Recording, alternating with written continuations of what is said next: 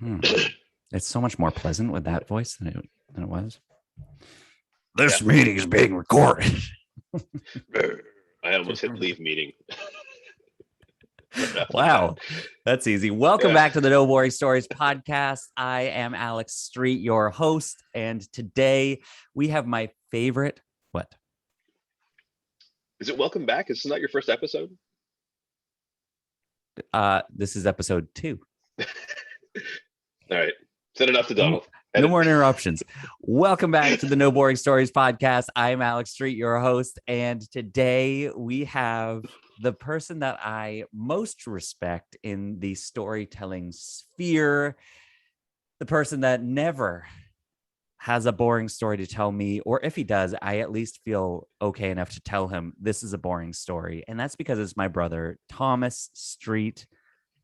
Brother, how are you? Hey, I'm pretty good. That's a tall order for me because I know how much you enjoy a good story, and from our upbringing, how much story is a part of our DNA. Okay, let's talk about that. Let's dive right in. What is our storytelling DNA? Because I talk about it in my own way, but I want to hear what's your perspective. Why do we care so much about stories? Well, where's that start? I mean, it starts with we were raised in a household that was theatrical.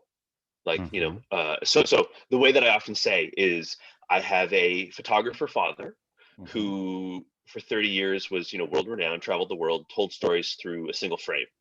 I have a theatrical mother who spent, traveled from country to country at the young age of 18, 19, chasing the dream of performing on stage, and eventually, did loads of it. It was amazing, but viewed the world as a stage, as a long form storytelling platform. And then there's our stepfather, who's also from stage and a theatrical background. And again, you view the world, you view people as characters, you view everybody as an audience.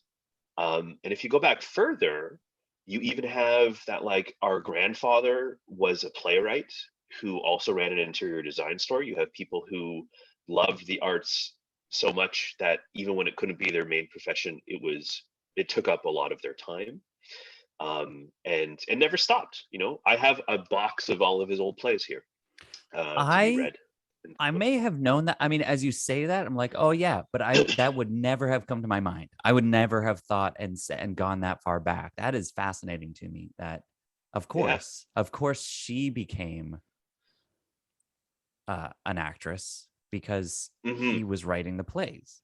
So she grew up, and I've never done that connecting people, and I mean that's the beauty. That's in the beginning, before the before. And what's fun about that is because when you start exploring the before of any character or any story, it often gets really, really interesting. It doesn't always make for necessarily the best, slice that you've picked for the movie that you're making, and as an example. And because I'm so interwoven with film and storytelling that way, that's probably what my references will be as I drop them. But brilliant. It would be, they always say drop into the story at the last moment, get out just before, you should. And so would you tell the story of us with our grandfather that you never met? I don't even think I ever met him, but I know of him on stage because I have his plays. I have his typewriter on the wall over here. But it's the kind of thing where you want to, if you were trying to elevate for the audience. So let's say they're watching your life and you're trying to get a script done, which I want to talk about in a second, why you care about stories so much, what it is that you actually do. But if they were like, okay, but why does this guy actually care so much? Why is this actually his calling? Then it would be a quick, it might not be this big retelling, but it could be a quick shot of you pulling out one of his playwrights, and then it, has the last name. It wouldn't be Street, but some sort of connection that this goes back. When you start to see, so there's a deeper connection. Yeah. And then that would elevate. Now, as soon as we see that, what does that do for the audience? What does that do for the? Well, it just says like, oh, it's in their background. They're born to be this way, right? And that's so, like, generational skill sets that get passed down. Yeah. right? That concept that 3 generations later, you may not be a mechanic like your grandfather was, but you probably know how to fix a car. You probably know how to adjust the air filter on your automobile just from osmosis. Well, so okay, so there's a skill set there, but that doesn't matter. It's the feeling. It's that oh, he has to It's do the this. feeling and the passion for it, the understanding for it, I think. Yeah, Yeah. like that, using that mechanic analogy, that you're drawn towards toying with it, even though it's not what you do as a living necessarily. At some point, maybe you've slightly shifted. Yeah. If we've both gone through phases where we're not telling stories at the Uh-huh. center of what it is we're getting paid to do, Mm-hmm. because you can't always do that. It just doesn't. It's not always in the card, especially when you're dealing with the arts. I think that that's something that's pretty well known. Like, if my goal in life was to be a bank teller, I bet you I could deliver on that 9 to 4. Yeah, 9:30 to 4, Monday through Thursday, till 3 on a Friday, and not on the weekends. I With could an definitely do long that lunch break, maybe a 90 with an minute lunch hour-long break. lunch in between. Yeah. Yeah. Oh man, I could crush that. I could crush those hours. Barely Oh, plural. Anyway, okay. Well, that's so clearly but not when you're what you're doing an made for. artist, yeah. But when you're an Uh, artist, when you're storytelling, it's yeah. harder because you can't always. It doesn't always fall into your lap that way. So, like, we just talked Mm, about our grandfather who yeah. ran an interior design store. He Yeah. had a whole main hustle that eats up a lot of his time. Sorry, I'm cutting you off as you're trying to ask me a question, Well, because no, I I just wanted to think say it. one of the things about them, about this concept of the, yeah, see, there we go, of our grandfather, and that, to tie it back together, the reason that I know these things of him on stage, and like can sort of see the snippets of it, there are all these old photos of him that I've come Mm, across, that our mother put into a box somewhere.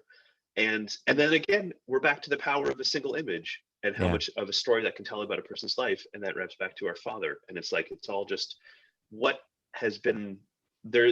The nucleus elements around us Yeah. were Well, and narrative. that's it. That's exactly the way that I talk. Yeah, I say I had an actress mom and a photographer dad. She told stories on stage. He told stories through his camera. And then the fact that he was like a photojournalist, like he could actually write a good story. Like, and then nobody could Yeah. spin a tale just sitting around, or like the way that Ugh.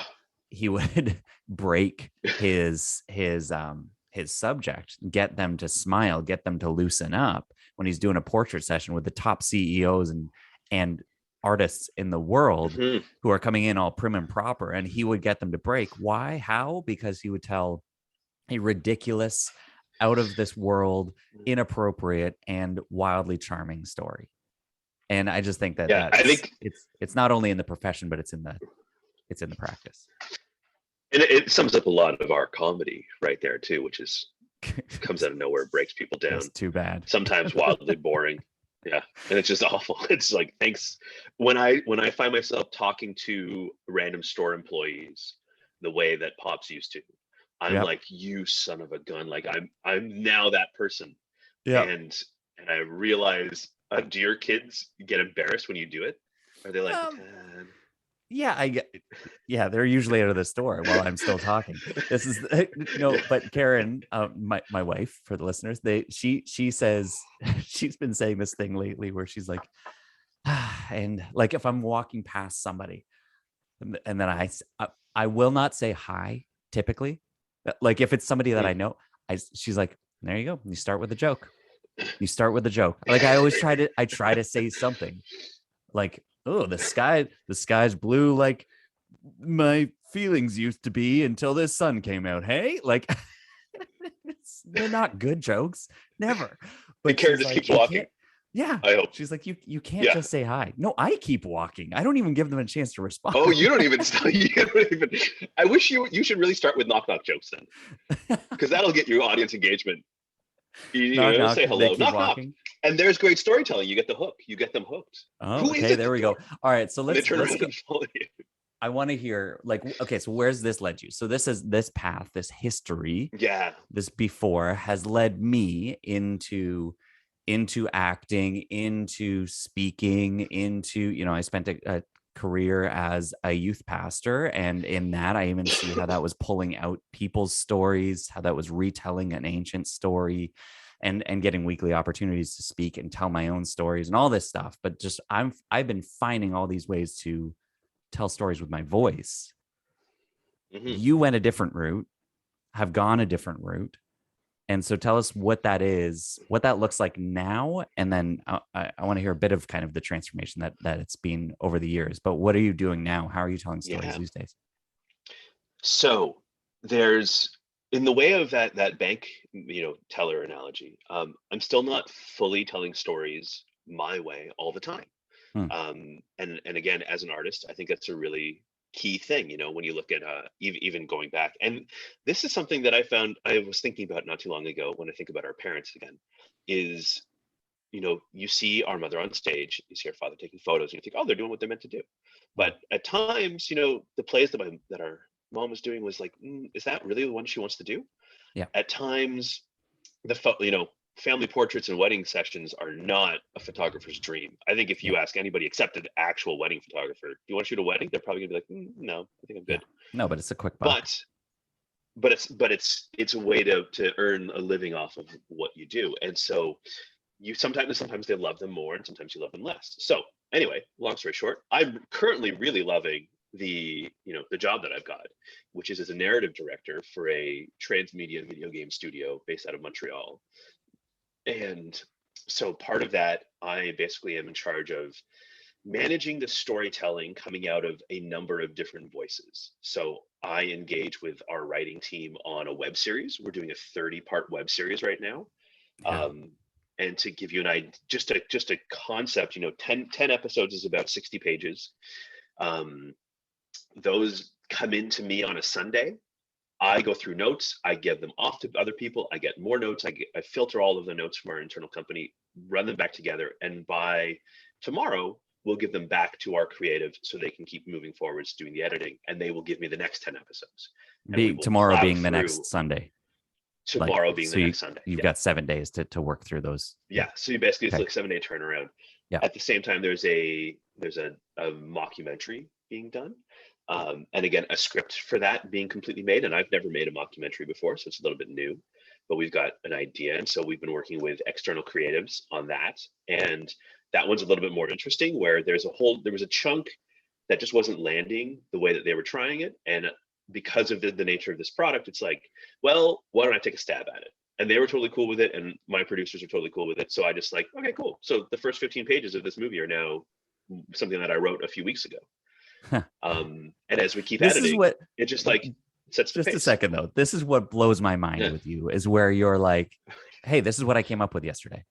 And then you tell me this convoluted, rich, deep story. You're like, and I've already written 35 pages. Do you think it's a good idea? Like, you're just so willing to just put it out, to type it out, to get the ideas down onto paper, and then just give it a shot and see if it flies. I'll tell you, it's a blessing and a curse. It is a curse, and I get called on it from time to time primarily by my wife, Amanda, because she's like, "What are you writing? Is it the thing you're supposed to be writing, or is it something new?"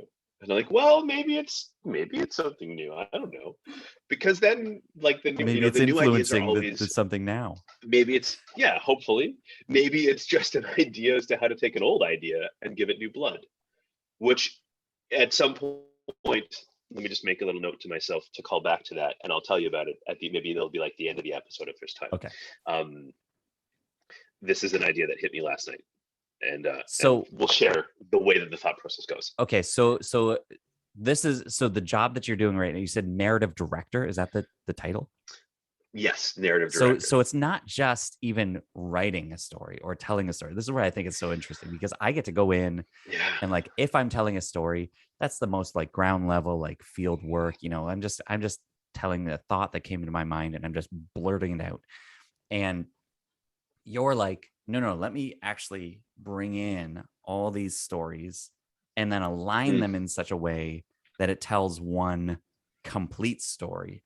There's just a massive puzzle at work that you are at the helm of getting to put into place. So there's this, when you say it like that. Oh, it really is. One of the things that I say to people is, we're and you'll have to forgive me because I've got to skirt around some of the details.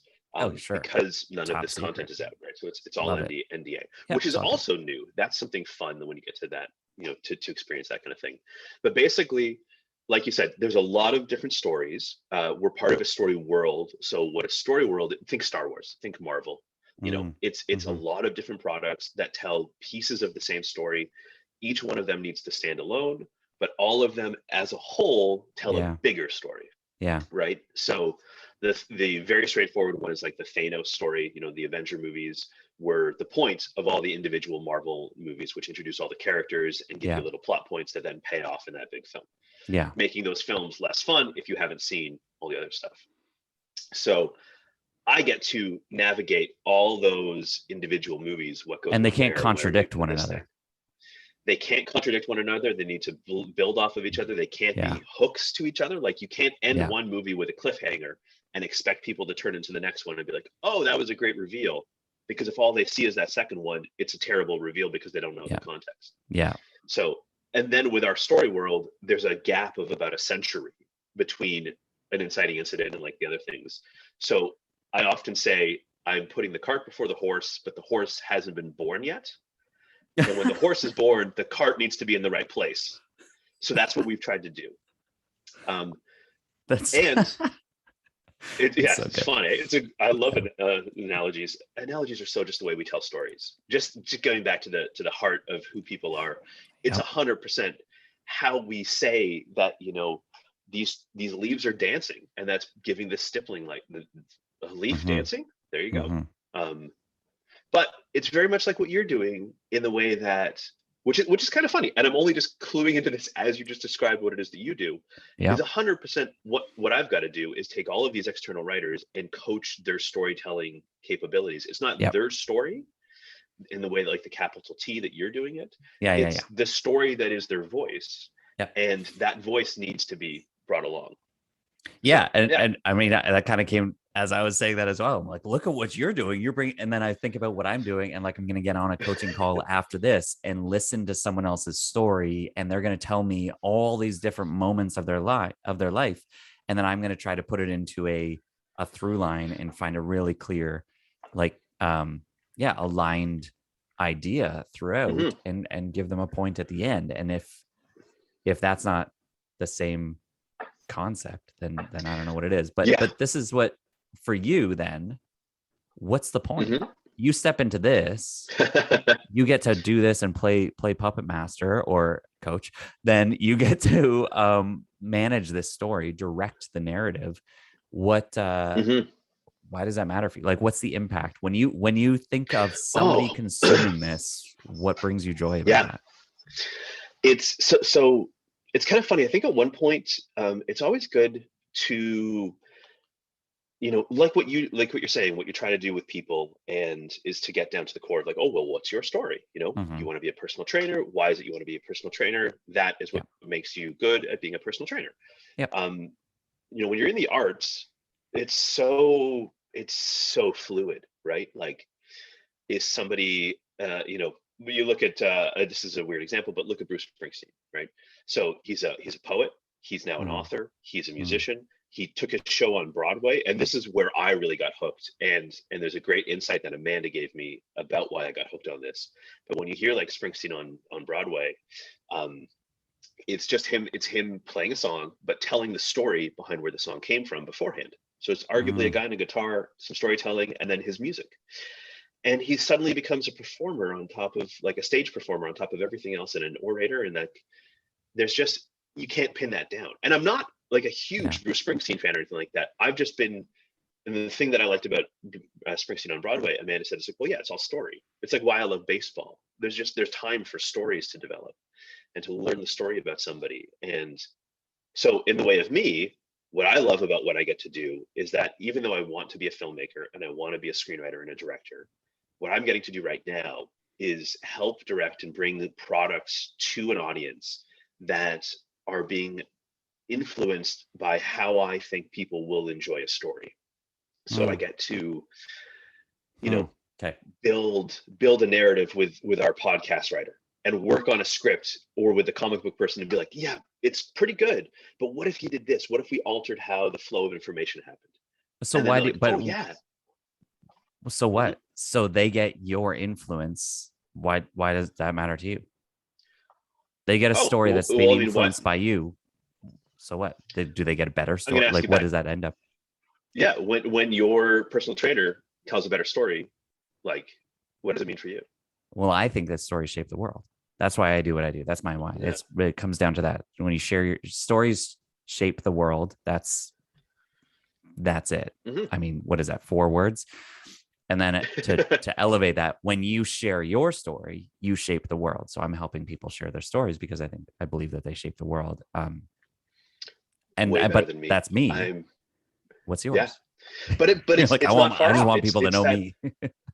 Yeah, I mean, I think it will be. How do I put it? I want there to be good. Like, if you're going to tell a story, it should be good. It can be Why? elevated. Like, I've worked on a number of hallmarks because people deserve it. Because they shouldn't have to suffer through garbage just because something's being made. Like, I've worked on hallmarks where I've honestly been right there with somebody and said, yeah, but maybe if you just did this, it would be 10 times better. Mhm. Imagine if at the beginning of Star Wars they knocked on the door to the ship. So Like, they could have opened, they could have picked the lock, but no, they bust the thing open, you cut it through, you build tension, and then you have an entrance and a reveal, and all so of that this is is the key though, storytelling. Thomas. What's the Yeah. difference? Somebody suffers through garbage but chooses to do What it, is a or boring somebody story, Alexander? gets a more captivating story in their life. What does that do for them? Mhm. What's the difference? How does that change them after that, one way Oh, or that's another? a good question. I mean, If I I think, Yeah. yeah. No, go ahead, go ask that Well, question because I want to I'm hear just, the rest of it and I was keep just going to give you stalling and more. thinking So about I'll give you more time to think. If I sit there and I watch you called out Hallmark. If I'm watching a Hallmark movie again that it was written by a freaking robot, then like, why am I putting myself through that when I know what it is? I know what I'm getting from that. I know what I'm getting from watching crappy TV. it. Mhm. But you're saying people deserve better, and you are stepping in to give them the better. To what end? Why? That's the thing. What is that? How does That's that change them? Why do you care about that? such a deep question that, I mean, I fear if I don't have a good answer, I should really just quit my job, because what am I doing with my life? You do know though. Um, You do know I what guess this so. is. You're, What you're gonna you're gonna get it out of me. I hope you get it out of me properly. So let me run through a couple little things about what sparks me joy, and I saw a great thing the other day that it was probably TikTok related. It was a short 5-second idea concept, and someone said, move from I've got to get up and go to work, Mhm. to Yeah. I get to get up and go to work. Yeah, just a simple idea. You probably said the same thing in one of your I literally wrote in my journal discussions with today. people. Yep. Congratulations, you wrote in your journal. Did you write this in your journal? Is that what you're saying? I Are wrote, you writing it yeah, right now? Are I you wrote, plagiarizing my I words get to off of do this. plagiarizing a Like, TikTok? I was writing Oh, about what I see, get there to you go. do, what I have to get on a crappy phone podcast interview with my stupid brother. And I was like, no, I get to get Yeah, on a well, crappy podcast interview with my stupid brother. So that's, the best thing is that it's your podcast and you're calling it crappy. That's what I take away from that. Yeah. I thought I get to get up and talk to my brother on his wonderful podcast this morning. well, I you're telling a get better story. to, yeah, and it's gone completely off the rails at this point. Whoever Donald, your editor is, please make us sound better. Hey, Um, so you're watching a but I TikTok, have you the answer. get Yeah, to watch. I'm watching the answer. I get to do this. So I get to get up and talk stories with people. I get to get up and elevate stories with people, and create, play make believe. Arguably, anybody that does this kind of thing, we get to play make believe. A photojournalist captures reality. I get to make it up. And why that's important to me is, as an audience member, I don't I don't want to have my time wasted. I want a bit of escapism that treats me with a bit of intelligence, and I can pull something away from it. I think that people always, want to be entertained, I mean, the state of the world is scary. It just is flat out scary right now. There's a lot of things that could keep you in bed, just, doom scrolling or head in the sand away from things. Yeah. And so when something is out there, and I'm not saying that what we're doing and what I'm doing is, going to fix people's perspective or really lighten the load of what reality brings them. But if you can be entertaining enough for an hour and a half, however long, 10 minutes, great TikToks, up to 3 minutes in length, 10 seconds. Sometimes that sparks enough in your day that you sidestep a little bit of what has been going on. Yeah. And so when you can take the same information that someone's going to get and you can tell it in an interesting, compelling way that gets them to lean in, like that's always, one of the wonderful things. There's that lean in and lean back kind of internet engagement. And I think the lean in stuff is where, if I put a potted plant on this table, you don't care. If I put a box with a question mark on it first, and then slowly open it, and then pull out a potted plant, that potted plant is now a reward for you, right? It's a reward though, but it's like you're intrigued, you leaned in a little bit, and that's freaking brilliant. I just want to that is bring. So you just quickly thought of that and said that, but I really want to make sure that people heard that because that's so exactly, that's teasing the tension. That's just it, and it was nothing. It was the same object, but all that you did was just delay it a little bit, and as you say, you just get it.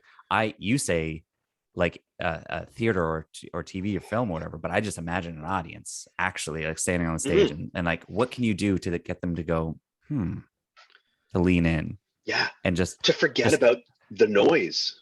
Yeah, exactly. Right? Okay. So that's what so when I look at work, that's what I get to do. I get to get there with other writers. It's a tricky thing. There's a big part, there's we've talked about, we did in our other interviews, like we've definitely talked about like imposter syndrome at times and how hard it is to get to do what you want to do. And so there are parts where I'm like, working away at something, and in my previous career as a script supervisor, so I don't know if there's still time, we'll talk about how we got to where we are. But when I was on set and I was in the background and I was helping other people tell their stories and would bring things to the table to talk about, if you put the box down first before just carrying the potted plant in, I'm now really engaged in all the other information going on in the scene because this is now more engaging. And there's a hook, and none of that stuff would get listened to. It would be thrown out the window. And that's fine because it's not my story to tell. It's someone else's. And it's not the job of a script supervisor necessarily. I would be brought into conversations. It would be great. I would see the opportunity, talk about it with people, producers, directors, writers, like actors, all the people that are the decision makers. And it would ultimately get all shut down because it wasn't my job. And I realized at some point, I really want that to be my job. I'm good. When I got to make my feature film and I stuck to my guns, and there were people who were like, you need to cut to this kind of shot here. And I'm like, but why? And I get to the root of why they want it. I'm like, okay, cool. That's exactly why I'm not cutting to it, because you want something as the audience right now. You really want to see inside of this moment. And I want to hold it from you so that when I get you there, it's a bigger payoff. Anyway.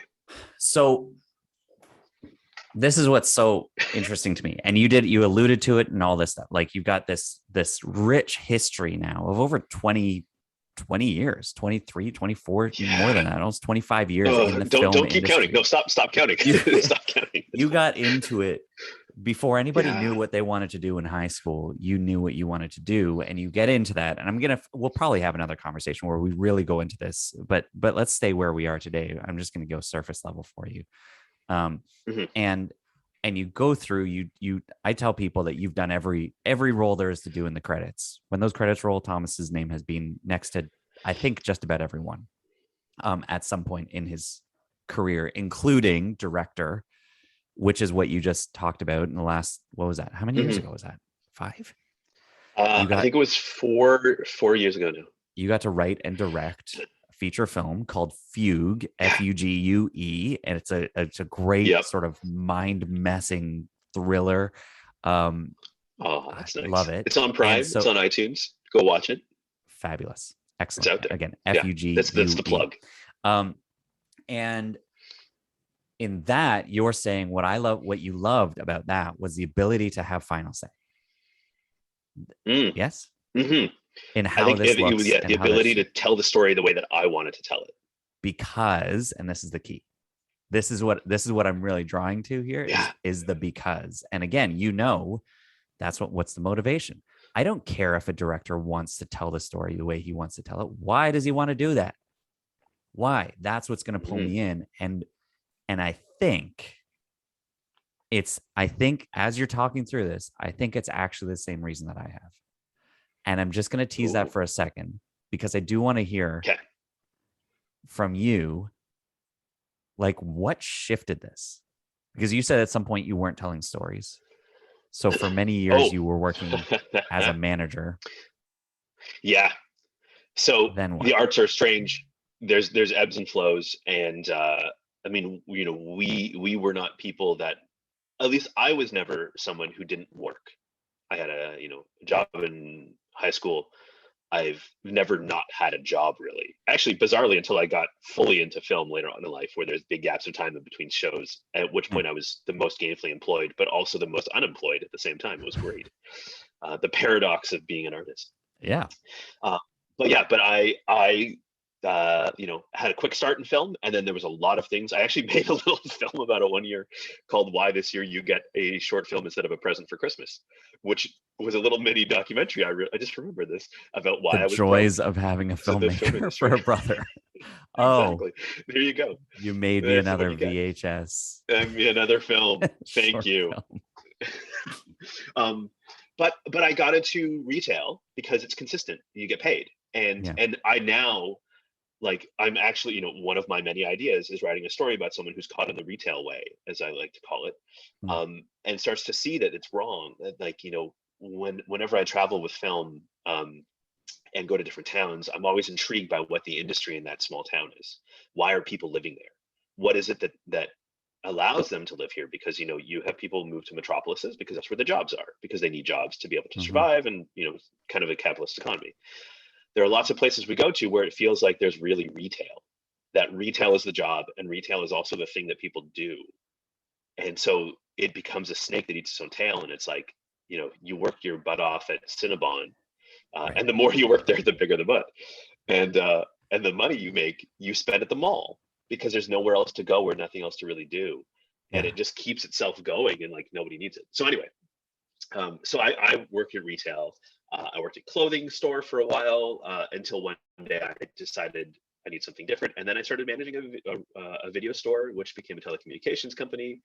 And I got to see the death of video rentals, which was really depressing because it was just like, even my corner store where I live now, in the middle of nowhere, where there's no industry, by the way, everybody here drives somewhere else to work. There's not a thing. There's a gas station. There's Kirk's Gas and convenience store, and nothing else. So there's 4 people employed in town.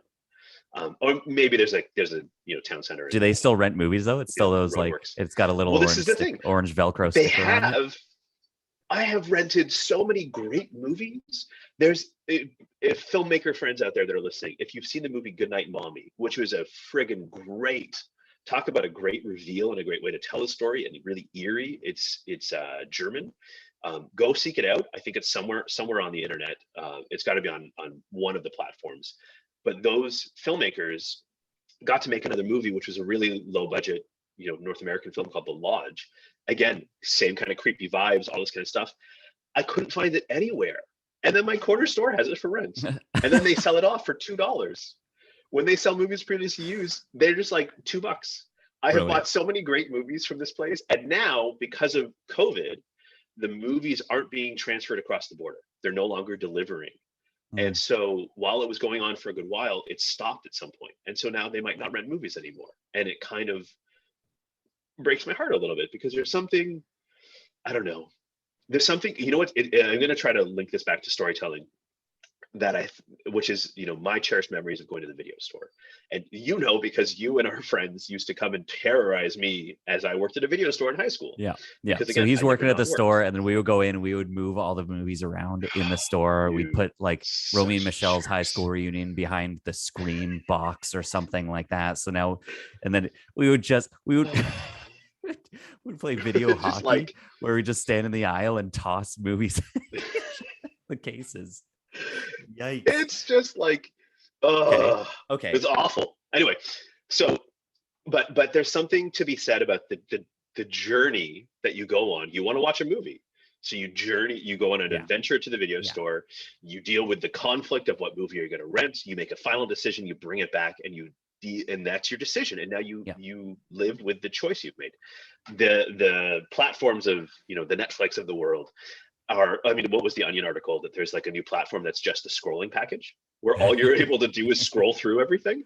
That's a good one. Honestly, there's so many people that could fill time with that, because there's no choices you have to make. You can stop at any given moment and go to another thing. You don't have to live through anything you've watched, anything you choose. Right. Um, Okay. but yeah, So here you are. retail, You watch the death of the film industry. I mean, you are telling, this is what's amazing. Yes, you get distracted, you go off on rabbit trails, but all in all, you're telling, even in those rabbit trails, you're telling its own sort of 3-act story, a little bit of like, yeah, no, I loved movie rentals so much that I became that, got into that. And now here I am finding the only living video rental place still in existence and finding this absolute gold, which is exactly what you're doing, I think, in general. So there we go. Just to wrap that up with a nice little package, but take me to this retail journey again. Just bring us back to that. Working in a store, completely not related to what it is that I do now, to what I'm born to do, and what everybody I work with knows is what I'm born to do. When I say, in high school, my last year, I'm like, hey guys, I'm going to take off the first week of school. I'm going to be here for one day and then I'm going to leave because I'm going to go to TIFF and I'm going to watch a bunch of movies. And not one teacher gave me any hassle. They're like, yeah, that makes sense. Mm-hmm. They're just like, yeah, do it. When I was managing, multiple stores in a retail setting, different employees, different budgets, different schedule, all the kind of stuff, I would take vacation and go work on a movie. And I would go actively, like my time off, I spent on set working because I was moving towards that, and they understood. They got it. And some of them never expected me to ever come back. But of course, the realities of having to pay rent was like, yeah, I need to come back until I can get hired properly. And is that what happened? You just got a first, and that is next and gig? then I got that opportunity. Yeah. And basically there's what do they always say? Like the concepts of you got to be in the right place at the right time, but you also have to be prepared for it. And if you're not prepared, if you're not able to deliver when you get that opportunity, when Alexander Street calls you and says, come be on a podcast and tell your story, if you don't know how to tell that story interestingly, he's going to cut you off and he's going to say, this is a boring story. And you haven't cut me off too much, so I think I'm doing all right. Just because you just keep talking. Because I just keep talking. This is part of my strategy. Ask Amanda. She'll tell you. You've said Amanda a few times, just so everyone's aware. That's his wife. That's my wonderful wife. His blessed wife. She is just the greatest thing that's ever happened. Here's what I know about you, and what I again, I said I'm going to tease this, and where I think that where I think this actually all comes together. And I didn't know this coming in, but I as you described what it is that you care about and why you're out here making stories, telling your story. First of all, what I hear, just to put your story into an arc, there is this sense of like, here you are wanting to tell your own story, whatever that, like, not your own story, but your story. And you want my way. Yeah. There you go. So it's now you, but the thing is, like, growing up, it was looking for that opportunity. And then I would say, like, so how do I, it's almost like, how do I tell a story? And now now you're telling it, but you went through this lull, you went through this dip of like, somebody else is telling my story. Like, as you get into retail, that's not your journey. Like you are managed, you are controlled, you are like, it's not to really 1984 this, but like, it's that idea. No, you're not doing your so own accurate. thing, right? So here you are accurate, being this eccentric character through high school and everything that you are, that you stand out. The teachers actually know who you are. You know what you're going to do. You go into that, and by all means, you're going to go and tell your own path. And then you're not. This is where it's the same story. It's the relatable story. You get into that groove, and then something shifts you out of it to get to this point where, oh, I'm going to go and make the thing. Like, I'm going to go and do that. And then you get to the point where you actually make the thing. You actually make the movie. This is what's so triumphant about your story, is so great and so relatable, because you know that you're supposed to do something, but it's not until later in life that it's realized. And that's, in my experience working with people, that's the same story. It's going from wanting to doing, wanting to do it, to doing it, to doing what you want. Yeah. And oh, that's good. Wanting to do it, to doing what you want, I guess. So then, but here, so there's sort of, that's good. By there's the a way. picture. Is that okay? Is that authentic? Does that feel like, I think that makes sense? It feels very right. And I'll sum it up in two elements of that, which is, again, theatrical mother, photographer father. Put those two together and you get the video medium. And you get the video medium in a kid, me at 16, who buys his first video camera that doesn't have a battery that works, and starts to see, you can tell stories this way. And here's how I want to combine the two people that have influenced me the most. Cut to, 20 something years later, and I'm on set doing the same thing, living with the limitations of not having a battery because there's only an extension cord. Some of our gear didn't show up. All the things that I learned, that I pushed myself through, that I made you suffer through, and through our friends suffer through at 15, 16, give or take. I came back to play that same bit of the story. It's almost like the wheel completed. So yeah. Well, completely. And this is what's beautiful. And that makes for an interesting story. That's it. But here's the key. And I've been teasing this the whole time, but because I have locked in. I'm excited for this because I've locked into what my reasoning is and what the moment was and all this. And I don't think that there's, you talk about turning point. Here's who I was. And then there's what happened to make me who I am. And what happened, that peak, that climax. I don't think there's the moment. I talk about it as there's a moment. Just pick a moment in your life, because there's a number of them, more than likely. Oh yeah. There's many of them that have shifted you. That are you asking me to do that? Or No. So I'm just saying that's how I see this. But one of those moments, and one of the most significant ones, was when our mom passed away. And this was 9 years ago now. And I had a conversation with her, and she helped me see. I asked her, why do you like, what did you think about acting your entire life? And she said it was the gift of entertainment. That's what I love. Great question to ask her. Man. And so she said, oh man. So she this was like a few days before. And she said that it was the gift of entertainment. And just that word gift is different.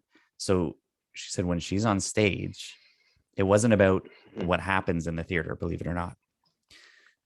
But it was that she could make the audience feel something that they would take with them outside of the theater.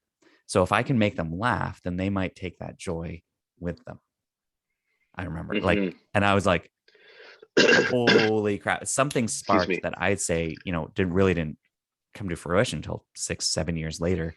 But something shifted in me to realize that this isn't about, I spent my entire life trying to create the moment, trying to create a memory, trying to make that moment matter, that moment as explosive and memorable. And I'm going to stand out to you. I'm going to have an object. I'm going to create something here with this audience, not realizing that it's actually about what goes beyond here. It's actually about how can I make them experience something here that they take with them. Resonates. And that's about feeling. That's about emotion. That's nothing cognitive. That's emotional. And so I think what you're saying is the same thing. Instead of just being a time suck, instead of just being something to distract you for an hour and a half, I want something that's going to shift the way that you see our broken world right now. That's the difference between a boring story, a crappy, whatever it is that you're spending your hour and a half watching in romantic comedy, to something that gets you. Eternal Sunshine of the Spotless Mind. There you go. You take a romantic comedy and you make it something that's fantastic, that challenges the heart, challenges the mind, perceptions that there's a fractured world. Like you could pack all of that into a Hallmark, but they choose not to. Something that makes you see the world differently. Yeah. And that's shaping the world. Like, I think that's so, this is what I'm getting at. Like, you create moments to form stories that shape our world. Would you agree that that is, to some degree, whether it's those words or not, that's what's driving you? It's, if nothing else, it's something that I aim to do. And this is something that I actually struggle with currently, is how my voice continues. Like, I got to make one movie, and you kind of, you make one piece of art of anything, and it's like, oh, here's the thing that's kind of was like bubbling over. And then you have to do it again, and you're either pulling from a back catalog or you're making something new. And as you go to make something new, you realize, like, suddenly there was an audience. People listened to what you said. And so what do you want to say next is a little scary at times. Yeah. Because you have that, if you get the opportunity, like, it is not simple when you talk about film, it takes, you watch those credits, that's a lot of people that come together to make one piece of art. And when you have that many people coming together, it takes a lot of money, and a lot of money comes from someone that says, yes, let's make this. And that is a hard world to be in, to tell your piece of art and to tell your story the way that you want to tell it. So it's challenging. I think that everybody, a little different in their own way, than Jimmy going and making his TikTok and then being like, well, that one wasn't good, I'm going to go make another one. Yeah. And yeah, which is what's so great the same about, sort of like, thing. things If like you the do get a online viral community. one, then you go, oh, should I do the same thing? And now, what is your storytelling compromised? Are you now And then subject? How many times have you seen what they a want? video of a creator saying, I need a break. I can't do this anymore. It's no longer fun for them. It's now an oppressive need that they have to fill because that's what is now expected of them. And that is heartbreaking, I think. When I see that on people's pages, I'm heartbroken, and I try to go back and see as early of a video as I can to see what got them started. Why did they get here to begin with? And then where did they go? It's an interesting experiment on TikTok. Because when you go back, it feeds so much of the story in. So this is the before. Yeah. This is everything that we've done. This is Tomas Street. These are the conversations that we have. It felt like we were just talking on the phone here, like we normally do. And I thank you for this. I thank you for your wisdom of what makes for a good story, how you did go into and accept the digging of the questions that I was asking here. And I think that you brought out some absolute gold, as I say, along the way, to help us tell a better story today. And so no doubt we'll do this again, and we'll go more into the story, or we'll go into more specifics around storytelling and what makes for a boring story and how to avoid that. That'd be fun. So I gotta tell you, as it's really interesting how much, like, I mean, at one point I remember a dinner where I had literally just been paid to write the outline to a pornographic film for somebody, which was the most ridiculous thing in the world. That's great. But they offered me $50 to write this outline. At the same dinner, you announced that you got into a Bible college. And so our family were like, here's the priest and the pornographer, and our mother shot her wine out of her nose at like Christmas dinner, and it couldn't have been more different. And now what do? We both analyze and study storytelling in people, how they react to it. We're practically helping each. We're doing the same research. Arguably, we should really just be doing this more often. And maybe what you're saying is that I need to tag team in some interviews with some people and really, bring a different side to their questions. Yeah. Okay. All right. Did you just shoehorn yourself into? I shoehorned myself into. No boring stories. That's another. That's a whole other podcast. The priest and the pornographer podcast. That's something. I think that's got legs. You know what would be really funny about that is that there's only one host. There you go. Yes. Who's showing up today? Little Mr. Robot. There. 2 seconds for you. Last night watching Jurassic Park 2 and 3. That's what I did with my evening. For some reason, I had a hankering. We watched Fallen Kingdom. We watched Jurassic World. Fallen Kingdom last night. Oh, nice. We just finished the whole series with our children. I don't think I've seen that one. I don't think I've gotten that far. Oh, yeah. Okay. All right. I mean, the first one is so good. The first one is so just good. Like so good. This is why I was watching 2 and 3. Top 5. Because I'm intrigued by, yeah, exactly, right? Like so iconic, so great. I can't believe they hired someone with a melodica to do the theme song for it professionally. It's just fantastic. But I was curious, like I was talking about it with Amanda, and I'm like, what even was number 3? All I remember is William H. Macy and pterodactyls. I couldn't remember anything else about it. Same. But Yeah. before I watched number 3, I wanted to watch part 2, and I was like, man, they just aren't as good. But here's what I want to come back to. A long time ago, I had an idea for a TV show called Well Adjusted, which is about insurance adjusters. It's an office place comedy about somebody earning their job as an insurance adjuster, because insurance adjusters only ever meet people when something's gone wrong in their life. And that is great storytelling conflict right there. You're instantly in drama. If you think of, why people love cop shows, why they love medical shows, there's instant stakes and instant drama. So I have this thing called Well Adjusted. And then as I'm watching Jurassic Park 2, I'm like, oh my goodness, maybe this is the in, is that the insurance claims they get are from the person on the street who got backed into by somebody speeding away from a Tyrannosaurus Rex that's been let loose on San Diego. So the insurance claim comes from John about Mary, who backed into his car. So you'd think the insurance claim because of Mary. InGen. Mary is like, no, it's InGen's fault. They're why I did it. So Mary's insurance company are now fighting John's insurance company to say it's InGen. And so now InGen is involved. And you literally just deal with the death of 1,000 paper cuts that insurance claims from feature films would create. So one episode is that moment. Another episode is like, I got sideswiped by these Fast and the Furious people.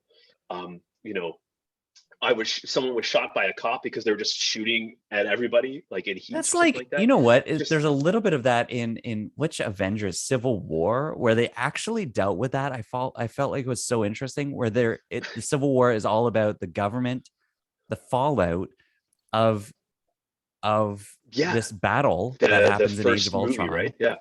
Where this city fell on people and they have to deal with it. And it's this.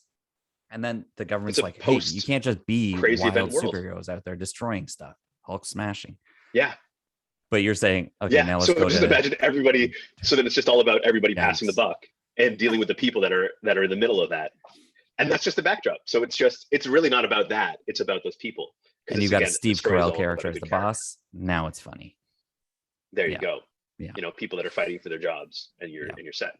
So that's as you say, the ideas that hit you all the time. That's what this is it. I'm so glad that you just gave us a taste, that you just let everybody that's listening to this know this is really what our conversations are like. This is it. I'm like, all right, it's time to go. He's like, okay, just one more second. Just one more second. Here's this idea that I've got. That's it. And, so but again, what I love is that you never let those ideas just sit. They always come out somewhere, and all of that this has become. Thank you for helping us tell not boring stories. And did I help? Look, yes is the answer. Confidently, yes. That's all right? Sweet. All right. Thanks for your time. All right. Hey, it was really great to be here. I honestly, like, there are parts of this today that I had just never thought about until these moments as we're saying it, and how great that is to know these things in my core, but not pinpoint them until the questions come up. So thank you for asking those questions and helping me find those moments.